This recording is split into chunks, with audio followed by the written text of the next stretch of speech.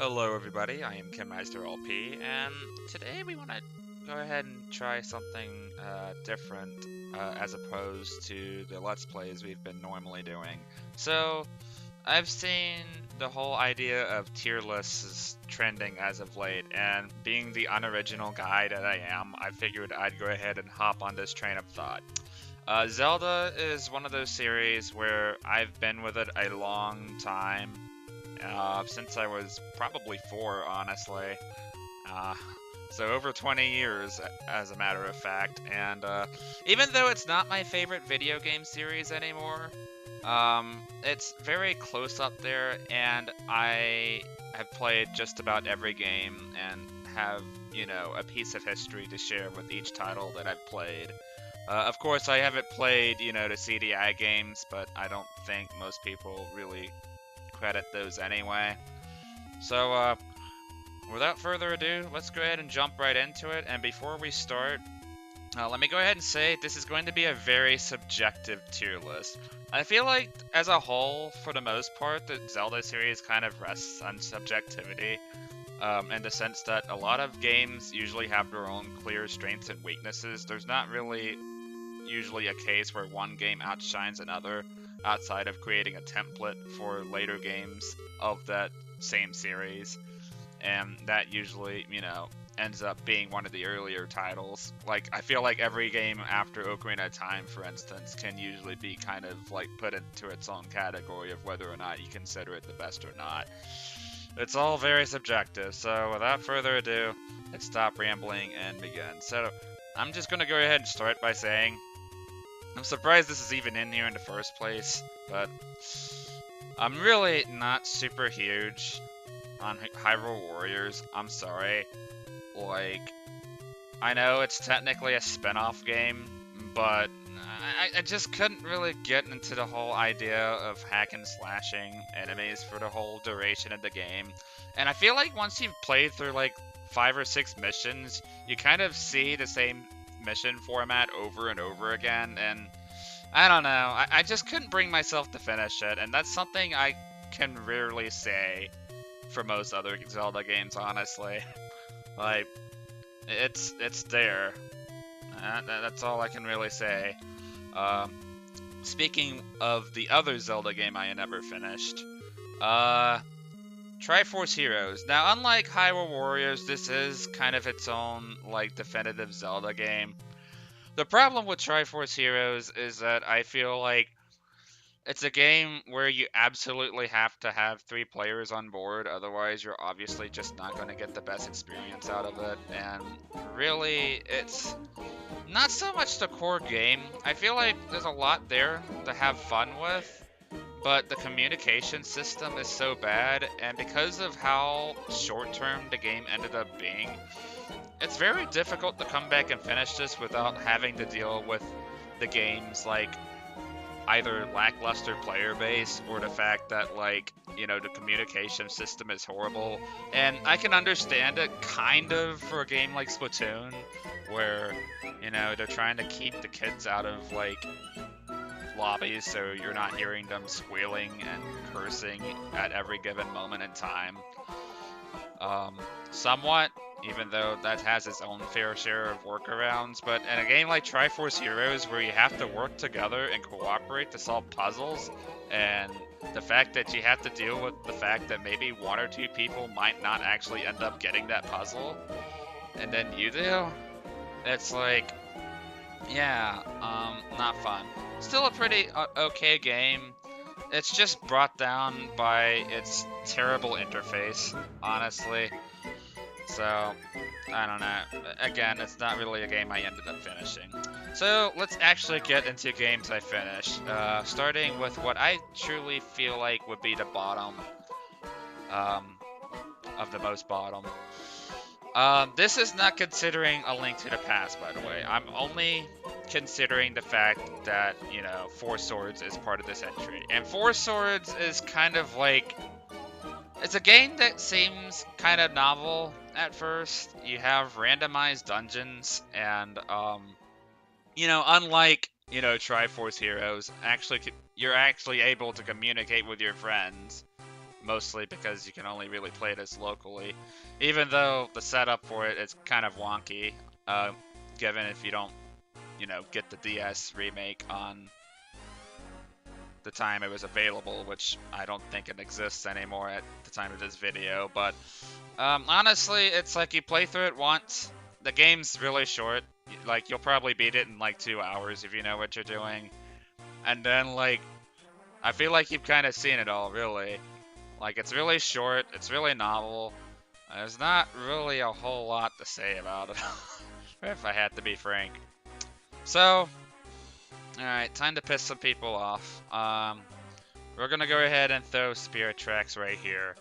Spirit Tracks is a game that ultimately has some good points, but you have to trudge through a lot of bad, slow, boring parts to manage through. There are parts of it that definitely feel like a pretty good, like, successor to Phantom Hourglass. Like, the music's been toned up, there's the optional content's a little bit better. The story is a bit more engaging. Zelda's a fun protagonist to be around. The dungeons are a slight step up, even though they're not quite great. They're still kind of bland in terms of like aesthetic layout and what have you, but the items I feel like are a bit more explored compared to Phantom Hourglass, even though not by a whole stretch. The problem is that this whole game here is ruined by its terrible fetch quests and its horrible overworld. I think Spirit Tracks is probably the only time in a Zelda game where I actually quite frankly got angry at it, because I couldn't stand the fact that there was no like sense of freedom, moving through the overworld. It felt really slow. You always went on a set path. Quite frankly, like, there wasn't really a whole lot of interaction either outside of fighting bosses. And then sometimes you had to grind the pace to an even slower fault because fucking you'd have these demon trains that sit there and ruin your progression, and they're insta kills if you do run into them. And it's like the overworld's terrible. This whole game is decent, but it's entirely weighed down by its horrible overworld. I just can't bring myself to there was the first time I ever went back to a Zelda game. I actually felt like the second playthrough felt even worse, and I literally told myself I don't want to play this game again, like, ever. Like, I really don't want to play this game again. So, up next, this is a little bit tricky, but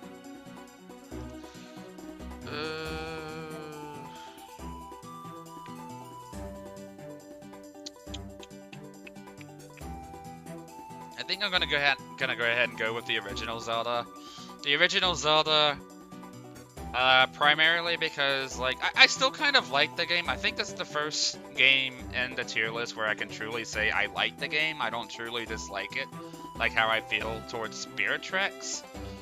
On the other hand, however, it's just kind of aged, I feel like. The progression feels very archaic, and, like, if you're coming back to the game and you haven't really taken a mental note of everything, it's going to be a walkthrough nightmare.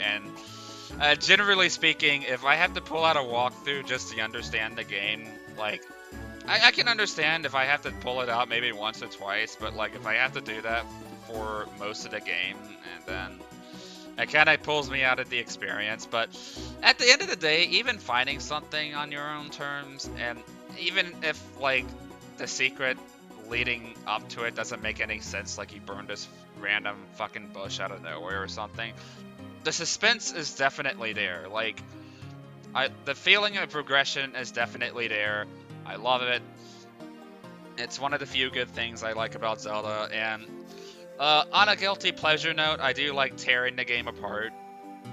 And in a way, I was kind of versed in Zelda Classic for a while, which is like a Zelda 1 game editor, so I know all about the ins and outs of the design quirks of the game and playing around with it. So, like, I feel like it's a good template, but I feel like it's already served its purpose, and there's not really much reason to play it anymore, I feel like. So, yeah. Next up is Skyward Sword. I played and beat this game once, and I never really felt all too compelled to go back to it. I like the dungeons for the most part. I think the story was good. The interactions between Link and Zelda probably led to like the best incarnation of Zelda in the entire series, because outside of being a hero of destiny, he actually had a motive for like going out and, you know, finding her. It was more of a like a friend quest, if anything. Um, the dungeons are pretty good. I like a lot of the new items. I just, again, it's kind of a similar issue to Spirit Tracks, where I really just don't like what they did to the overworld. I feel like Skyloft is just kind of like a shadow of like what made a lot of the ocean and Wind Waker pretty good, mostly. You have like a bunch of very tiny insignificant islands, and then like a few major ones, and then like I don't really like how the progression feels in like the actual continental overworld areas, really.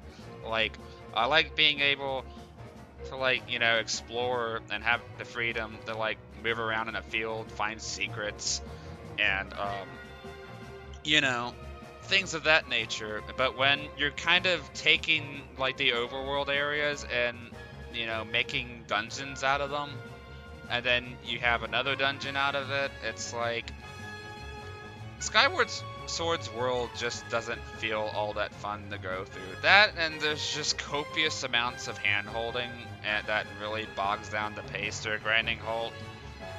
It definitely suffers from Mario and Luigi Dream Team syndrome, where it's just hand-holding is one thing, but then you go out of your way and don't give the player any liberty to figure out things on their own, and it's just like, I know this is kind of the polar opposite of Zelda 1 in retrospect, but like, god dang it. I don't really know, man.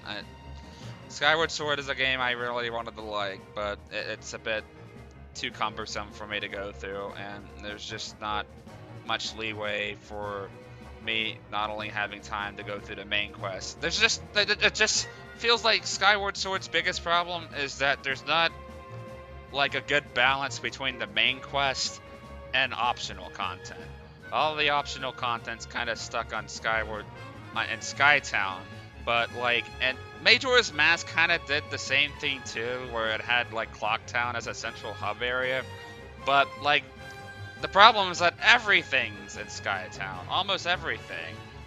And then, but like everything as far as civilization and world building's completely absent or minimal in like the overworld areas, and like there's very little in the way of like, you know, exploration for the other branching areas. At least like, you know, Woodfall and freaking Great Bay or whatever had like areas to explore and people to interact with and all. It's just, it's kind of a lacking Zelda game that took out a lot of things and added things, and it just doesn't feel like it got the best of both worlds like some other games do. So yeah. Next up here is Zelda 2, another guilty pleasure, I'll admit. Zelda 2 is a fun game to breeze through, I feel like. And I feel like, unlike what most other people say, I feel like the combat is, for the most part, up until the end game, pretty fair and challenging. And I feel like when you actually understand how everything works, you have that feeling of self-fulfillment. And even though like the stretch of like land leading up between dungeons is a bit more linear than say Zelda 1, it still has its fair share of secrets, albeit not like as extensive as other Zelda games will have it, I'd say. Yeah.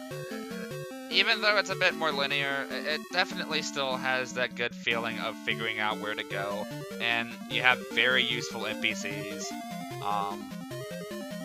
Overall, I like this game. It just sucks that the end game like dungeon is kind of bullshit, and then things start making absolutely no sense. Like you have to like sit there and go through invisible walls and shit, and then I'm like, what? The enemies are kind of ridiculous and kind of like overwhelm the enemy to a degree where even Link can't seem to keep up with them half the time. But yeah, I like Zelda too. It's a pretty decent Zelda game, even if not everybody likes it. Alright, and now for the top of C tier. Phantom Hourglass. I haven't played Phantom Hourglass in a hot minute. I'm actually thinking about revisiting it if I'm going to be honest. But basically, think about the positive strengths of like Spirit Tracks, except you don't have a terrible overworld to go along or coincide with it. And the fact that, yeah, maybe the dungeons aren't quite as memorable or as good, but I'd rather have like a healthy balance than having to go through one decent set of things in the game and then have to put up with, you know, a really horrible thing on the other hand.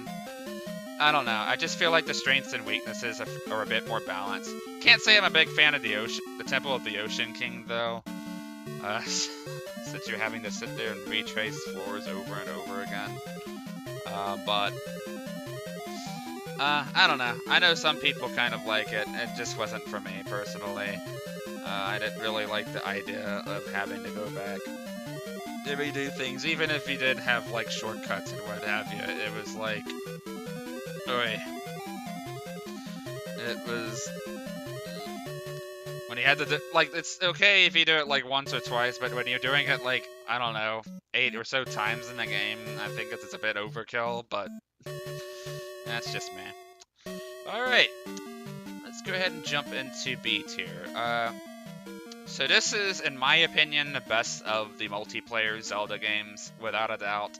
Four Swords Adventures, I feel like, is definitely one of the most underrated games of the entire franchise, without a doubt, in my mind. It's very level by level. It's not like every other Zelda game where you explore an overworld and you straight up, like, you go to a dungeon and then you get a plot MacGuffin, and you know, so on and so forth. Four Swords Adventures is very level by level, but honestly, like, it definitely feels like every level is a riddle of itself. And it has some of the most perplexing puzzles I've ever seen out of the series. Not quite the best, but it's definitely in the top 5. It's just a shame that, you know, it just doesn't have that open freedom like most other Zelda games do. But the puzzle solving and like the gotcha moments are still there. And I feel like, you know, the handling of different links is pretty cool. I like the idea of using formations to solve puzzles, and the game takes very good effect of that throughout the entire game. It's not just a one-off thing. It's something that the game makes very heavy use of. Splitting your party members was also cool, and it never really feels like, you know, say like in Triforce Heroes where leaving behind a party member to go do one thing is like terrible. Like, you can split control between different party members. It's just, I love it. I love the team split mechanic. I love the formation mechanic. The puzzles are really good. The level design ain't half bad. It just doesn't really have that open-ended nature that obviously that other Zelda games really have. And it's easily the best multiplayer game of the entire series. And it's pretty long to boot too. It's a lot longer than you'd imagine, for sure. Bring along a buddy or two. Just make sure to get prepared to waste, like, I don't know, over $100 worth of accessories, unless Nintendo decides to port this game, which they probably never will, because, oh man, setting this game up is a hassle. Oi. So, next up is a game I don't really know what to think about at the end of the day. I don't think we really need an SS tier, honestly.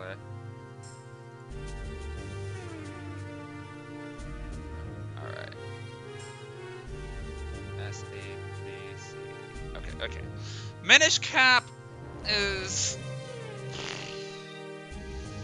I haven't played this game in a while either, but it definitely feels like it falls into that middle child category for me, in the sense that, like, uh, so, out of the handheld titles outside of Link Between Worlds, it definitely feels the most evolved, even taking actions from, like, the 3D Zelda games, such as rolling and what have you, into account. Um, I just never really liked how incredibly structured it is, if that makes any sense. Like, it feels like there's a lot of really weird artificial barriers, and it really puts an impact on how, like, you progress through the game. Like, for an example, like, you might see something that you can clearly do, but you have to go and talk to this random NPC or something before the event triggers, and it really just kind of baffles my mind sometimes. Like, I feel like Minish Cap can be archaic in terms of, like, how it handles its progression for no reason whatsoever. I think the dungeon items are pretty cool. I think, like, out of all of the overhead Zeldas, it definitely has some of the coolest set of items so far. I think the Gust Jar is probably up there in, like, my top 5 favorite items to utilize in the series. I feel like the Hyrule Castle town is definitely a very sizable and self-fulfilling hub town area, because most of the stuff is done there, but, like, it doesn't sacrifice, you know, basically the rest of the overworld like Skyward Sword does. It feels like every place in Hyrule Town serves a purpose, I feel like, and really, that's kind of how I feel about Minish Cap, honestly. Like, it's pretty small. A lot of the areas are pretty small, but every area serves its own purpose. But you have things like really weird progression triggers that get in the way. I do feel like the main quest is a bit short. The Kenstones are a hassle, to say the least. It kind of sucks when, like, it's fairly difficult to tell if a character can do a Kenstone fusion or not.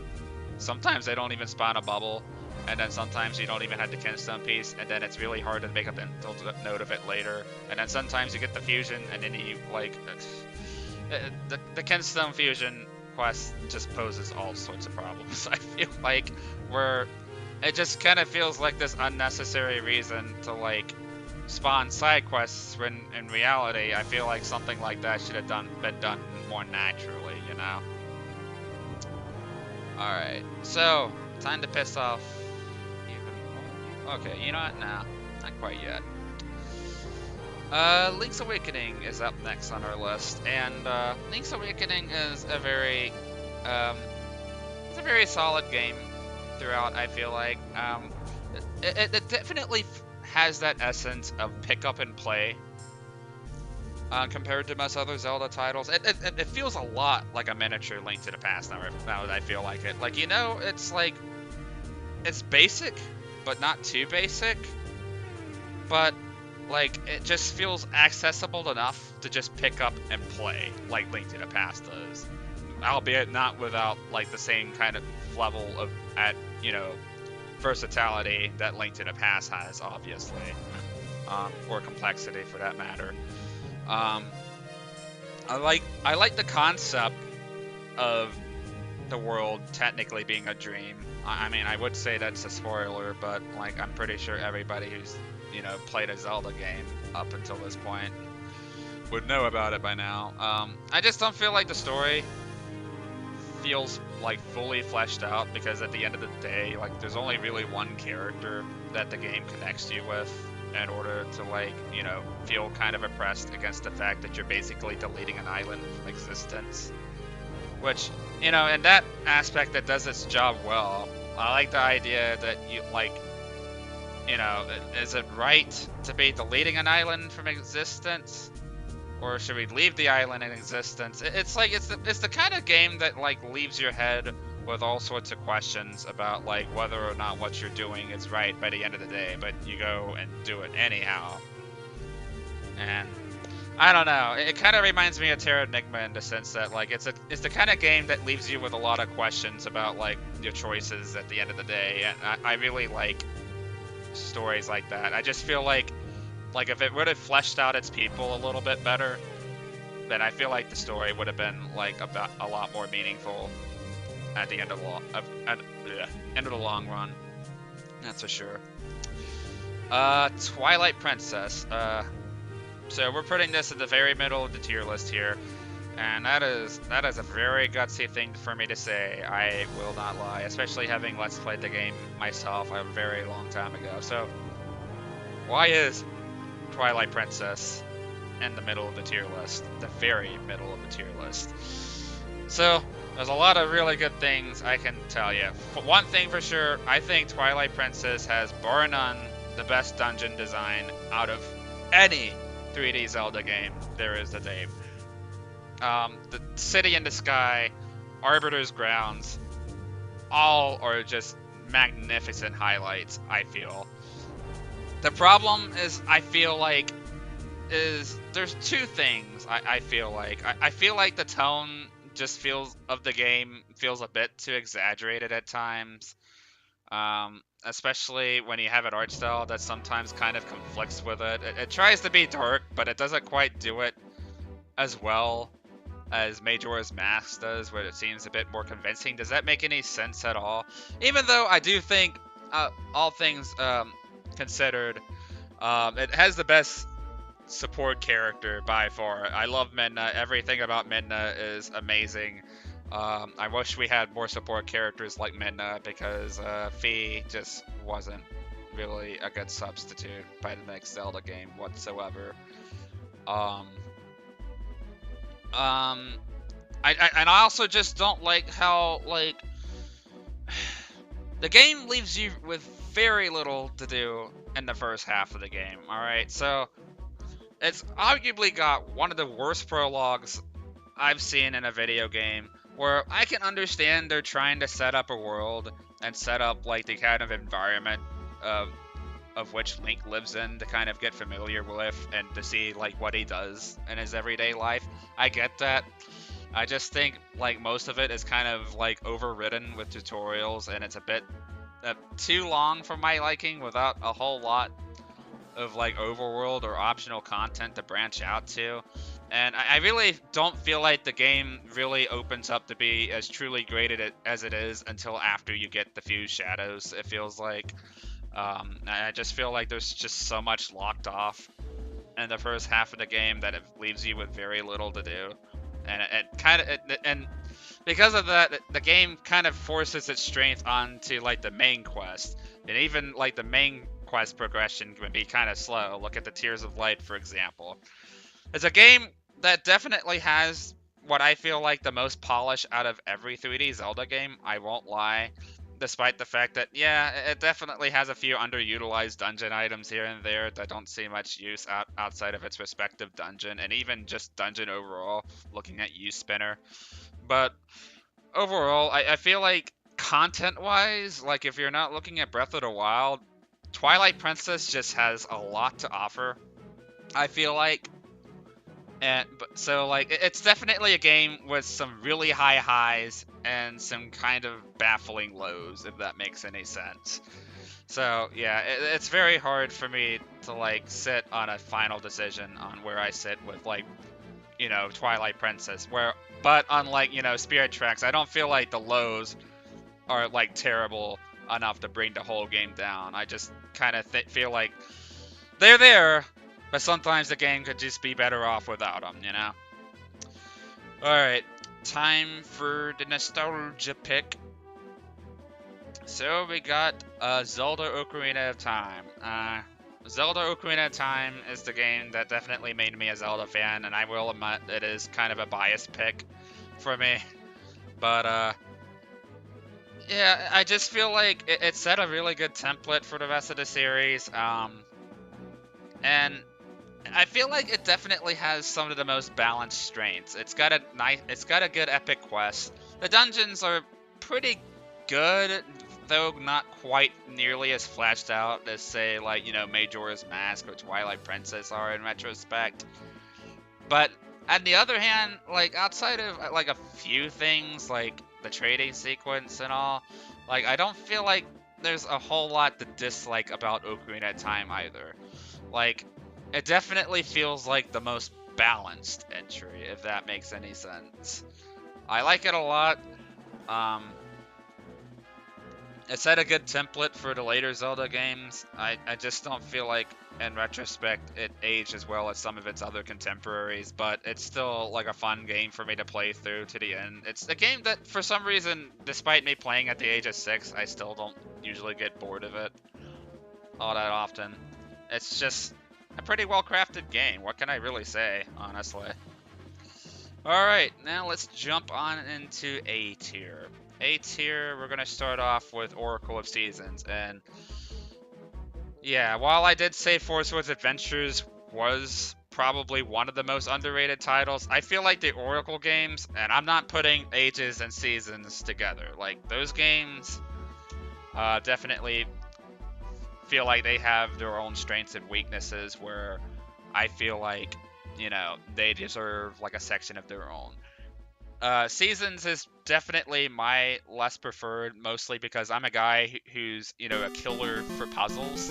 Even though I don't feel like the puzzle quality is subtracted too much. There's a lot of like there's a surprisingly high amount of like, you know, platforming elements and like time puzzles here and there that, you know, really lend to the overall experience. I feel like, if anything, I feel like a lot of the puzzles that you see in the Oracle games definitely push the boundaries of what you'd otherwise see in any other Zelda game, I feel like. And this is just kind of speaking for the Oracle series overall. And I feel like the team at Capcom did an amazing job in making everything feel useful. The world themselves are fun to navigate, and in Oracle of Seasons case, like, is a lot more open, and maybe by an unintentional, like, hint of design, it's actually possible to skip ahead to areas and do those out of order.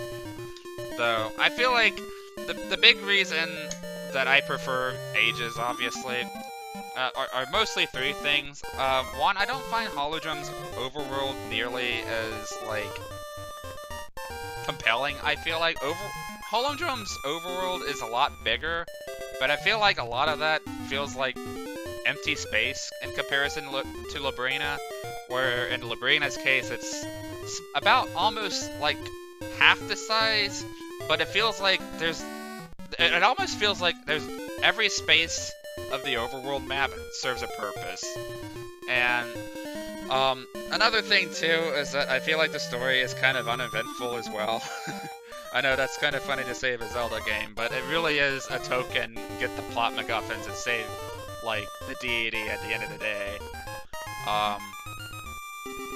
And that's definitely one big thing Ages has over it that I'll talk about in more detail. But, yeah, I like the game. I like the game a lot. I just feel like the strengths I look for in the Oracle games are a bit better realized in Ages by comparison. So, yeah, let's go ahead and jump right into Breath of the Wild. I know a lot of people are saying, like, this is probably the best game ever, and I kind of half agree with that, but at the same time, like, so it definitely has that feeling of aha and exploration that Zelda 1 has without all of the cryptic nuances that, you know, hold the game down and have it not age quite as well. However, I'm a guy who loves charm, and the fact that a lot of the story was kind of sacrificed, and the fact that the dungeons also kind of feel minimalistic and kind of leave me feeling a bit empty on the inside. But don't get me wrong, the amount of optional content there is to do in this game is absolutely staggering, and it's kind of overwhelming, honestly. That's like the kind of term I'd give this game, is like, it's completely overwhelming. And while I don't think it quite does non-linearity as well as another Zelda game while keeping a lot of the strengths of other Zelda games intact as well, as that said game does. Breath of the Wild definitely felt like a joy to explore and experiment with. It definitely felt like your own sandbox to play around with, and it's just ultimately speaking, I feel like this is kind of a preferential like pick. Honestly, I like the game a lot, but there are definitely missing elements here and there where I feel like I was like, why wasn't this there? I would have loved to have seen like the dungeon items. Dungeon items are kind of big and crucial. I don't like the idea that breakable weapons exist. I like the idea, but in the long term, that feeling of your character getting stronger just isn't quite as there as it is with other Zelda games. And yeah, it's definitely got some of the best strengths a Zelda game has seen thus far, and there's really nothing holding you back besides like your own mentality here, which definitely gives this game a lot of replay value for sure. But again, there's just a few missing elements here and there that I would have liked to have seen, and I'm pretty sure if a sequel happens, it's not only gonna nullify the strengths of like Breath of the Wild even further, um, or weaknesses for that matter. I also feel like I'm probably going to bring down Breath of the Wild down the tier list a little bit as a result of that as well. Alright, so Link to the Past. Link to the Past is, again, kind of like Link's Awakening in the sense that like I love its pick up and play nature. This game is, the main quest is very extensive. So many dungeons, so much versatility, so many items. It definitely feels like it had a lot to work with here, but considering the fact that it's an early Zelda title, it doesn't quite see the potential of everything you use quite to its like best. You know what I'm saying? And I feel like the story beats and like the dungeons and like the items and what have you, like definitely feel like they're overshadowed by a lot of the other later Zelda games. But at the same time, it's not really weighed down by unnecessary, arbitrary things either. Like, the pacing is really, really good. If anything, I would argue, like, Link to the Past is definitely the best paced of any Zelda game, for sure.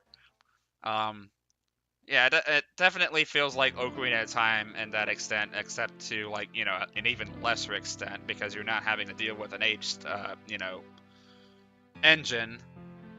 The engine definitely holds up a lot better than Ocarina of Time, for sure.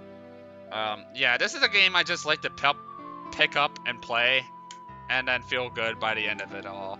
But even I can kind of see like a lot of its strengths, or a bit undermined, um, when compared to like its other contemporaries, for sure. All right, so you boy.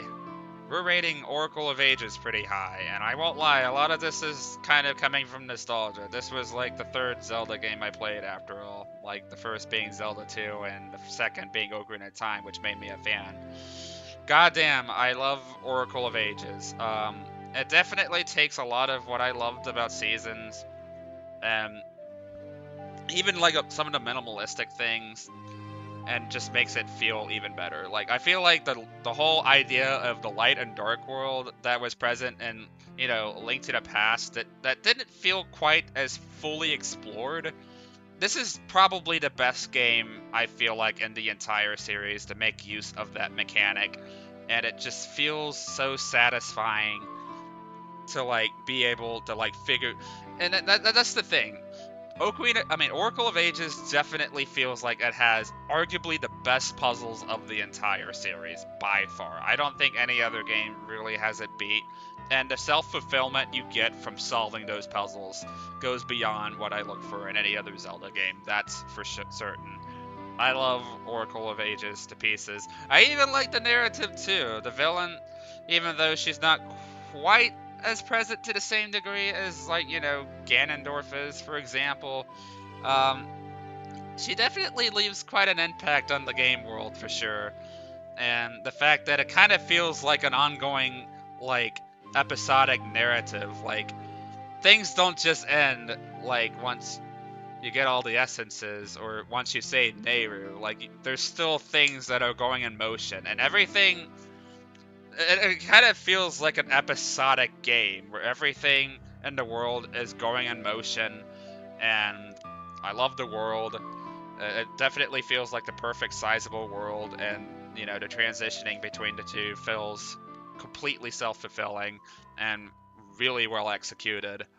Um, the dungeon items for certain are some of the best utilized of the entire series, if not the best utilized dungeon items of the entire series. I love the Cane of Packy, the Switch Hook. All of these items definitely have their uses, especially within their retrospective dungeons, and the game makes damn sure not to forget about any of them. Nothing feels left behind in this game, and man, if we had a fully polished Zelda game like this, but for a 3D Zelda title, I feel like we'd probably have the best like Zelda game in the entire series. Like, god dang, this game's great. I love it. And now for Wind Waker. Placing Wind Waker up this high is a bit controversial, I realize, but the feeling of exploration going through the Great Sea and finding all of its secrets is something I've always enjoyed going back to the game, and just like I feel like the replay value is definitely there, since like you can kind of pick and choose like all of these islands you can go to at almost any given time, and explore. And it yeah, I will admit this game definitely has some flaws, like the ocean definitely feels like a drag to go through sometimes. The dungeons aren't quite up to par with some of the other Zelda games, but what this game has for me is its charm, its well-written characters, like arguably the best written version of Ganondorf yet, and arguably the best incarnation of him in the entire series, for that matter. I love the charm, I love the atmosphere, the quests all feel good, and when you get them all done, it's a great feeling of satisfaction at the end, because this game is so deep, and just having to go out and find them all definitely feels like a literal treasure hunt. And I love the feeling of like going through this huge world and picking it apart and finding new things as I go. It definitely feels like obviously, Breath of the Wild has a very open-ended overworld as well, and that's for certain. But I felt like every island I went to, even though some of them may not have had like more of a purpose than another, like I felt like there was always something to do there, and I always got something out of each and every trip. And yeah, it's a guilty pleasure. I won't lie. I like Wind Waker a lot. It's a good game. What can I say? Alright, so now we jump into S tier, and I feel like these are the best examples of Zelda games where I feel like they strongly personify what I look for in a Zelda game. So, up at spot number 2, we have Link Between Worlds. Link Between Worlds, I feel like, has the best replayability out of any Zelda title to date. This game really took me by surprise, that is for certain. If you don't know, I am a huge fan of Mega Man, and one of the reasons for that is because of the open-ended nature of the game, where you can take on any boss in any order, and then you can take spoils from that other boss and use it into full exploitation for another boss you might go to, and make things even easier. And that is the kind of feeling I get out of, playing Link Between Worlds. It has a lot of the things I love about Link to the Past, but I feel like the dungeons kind of like move up and more in line with like modern expectations, so you have bigger strengths there. The bosses definitely feel about as good as Link to the Past, and that's for certain.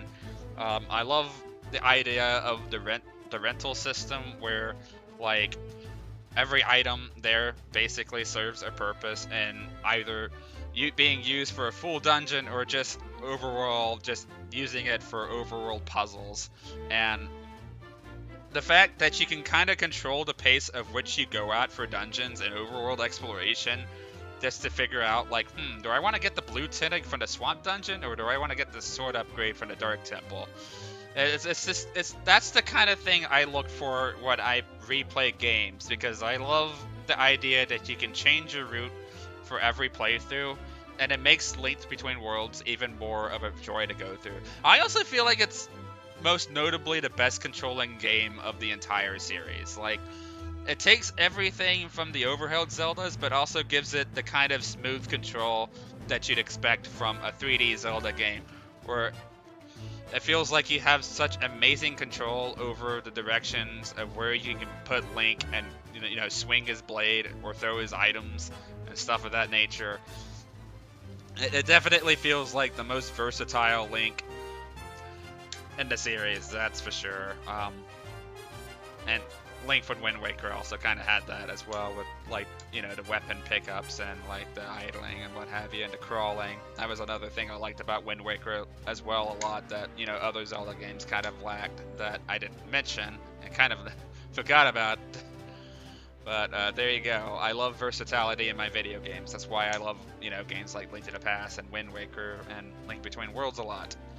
So yeah. Alright, so for spot number 1, we have Majora's Mask. And the funny thing about Majora's Mask is that it really isn't a nostalgia pick whatsoever. Majora's Mask happens to be that kind of game where I didn't play until I played most of the other Zelda games. Like, I'm pretty sure I played all of the Oracle games, Link to the Past, Wind Waker, Ocarina of Time, Minish Cap maybe, I'm not certain. Basically, I played like half of the series before I made it up to Majora's Mask, and quite literally, I fell in love with the world. I feel like when you kind of do away with the whole idea of the whole up and coming of the hero story and the Triforce and all that, and you create this own unique world filled with its own setting and characters and tone, and the feeling of despair and depression and destruction. I feel like that's where Zelda's strength lies in the most in storytelling, when it's able to create its own settings and kind of run away with it without having to be attached by what feels like the Triforce puppet strings, as you will. Like, to be honest, like almost every Zelda game in the series kind of feels like it's by a numbers plot. It just kind of depends on how the narrative and the characters, carry the story. But I feel like Majora's Mask, with its own unique setting, definitely carries like some of the best developed side characters that the series has seen by far. My favorite soundtrack of the series, without a doubt. Amazing dungeons, despite the low quantity.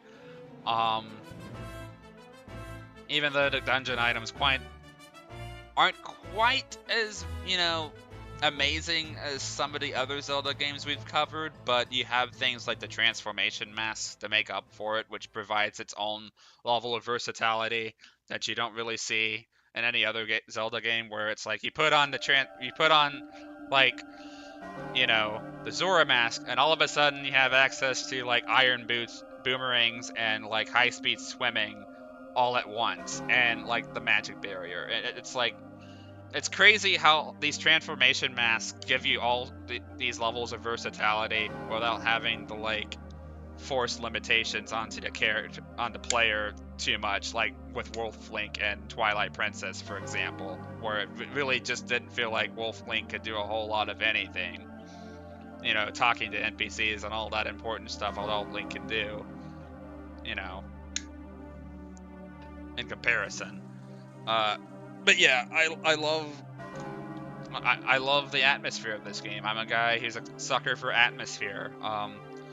And that's one of the main reasons I love, games like Metroid, is the kind of atmosphere an area personifies, and the feeling of dread and depression, and it's just like, it literally feels like all of these townsfolk are in trouble. All right, so like, and I say this because in most other Zelda games, outside of like some small examples like Ocarina of Time, where you see the marketplace destroyed, like, you don't really see like the sense of dread and fear quite as personified, in other Zelda games, where obviously you have like a villain like Ganondorf taking over the world and bringing upon dread and misery.